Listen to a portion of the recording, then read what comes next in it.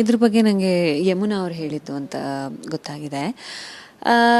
ನನಗೆ ಕನ್ನಡ ಓದೋದಕ್ಕೆ ಬರಲ್ಲ ಅಂತ ಏನಿಲ್ಲ. ನಾನು 10th ಕನ್ನಡ ಓದಿದ್ದೀನಿ. ಆ್ಯಂಡ್ ಈ ಹಿಂದೆ ಮಾಡ್ತಾ ಇದ್ದಿದ್ದು ಕನ್ನಡ ಸೀರಿಯಲ್ ಸ್ಕ್ರಿಪ್ಟ್ಗಳನ್ನು ಓದಿನೇ ನಾನು ಡೈಲಾಗ್ಗಳನ್ನು ಹೇಳೋದಕ್ಕೆ ಸಾಧ್ಯ. ಆ್ಯಂಡ್ ಇದು ಇವತ್ತಿನವರೆಗೂ ನನ್ನನ್ನು ಬಂದು ಅಪ್ರಿಷಿಯೇಟ್ ಮಾಡಿರೋದು ನನ್ನ ಮಾತಿಗೇನೆ, ನೀವು ಚಂದ ಮಾತಾಡ್ತೀರಾ ಅಂತ ಹೇಳಿ.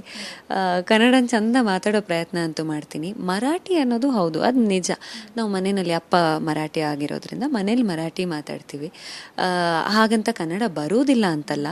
ಬಿಗ್ ಬಾಸ್ ಮನೆಯಲ್ಲಿ ಒಂದ್ಸತಿ ಅಂದರೆ ನಾವು ಅದು ಏನು ಟಾಸ್ಕ್ ಬುಕ್ ಇರುತ್ತೆ ಅದನ್ನು ಓದಬೇಕಾಗತ್ತೆ.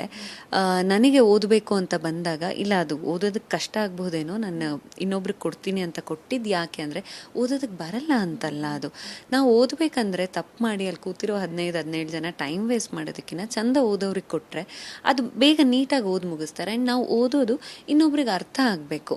ನಾನೇ ತಪ್ಪು ಓದಿ ಅವ್ರಿಗೆ ಇನ್ನೇನೋ ಅರ್ಥ ಆಗಿ ಅದು ಸುಮ್ಮನೆ ಯಾವಾಗಲೂ ಕೂದಾಗ ನಾನು ಓದಲ್ಲ ಕನ್ನಡ ಅಂತ ಇಟ್ಟಿದ್ದಲ್ಲ. ಅಂದರೆ ಅದು ಯಾಕೆ ಬಂದಿದೆ ಆ ಮಾತು ನನಗೆ ನಿಜವಾಗ್ಲೂ ಗೊತ್ತಿಲ್ಲ. ಅದು ಇಲ್ಲಿ ಹೊರಗಡೆ ಬಂದಾಗ ಬರ್ಬೋದಾ ಅನ್ನೋದ್ರ ಬಗ್ಗೆನೂ ನಾನು ಯಾವತ್ತೂ ಯೋಚನೆ ಮಾಡಿರಲಿಲ್ಲ. ಸೊ ಕನ್ನಡ ಇವಾಗ ಕೊಟ್ಟರು ಚಂದ ಮಾಡಿನೇ ಓದ್ತೀನಿ. I will take time.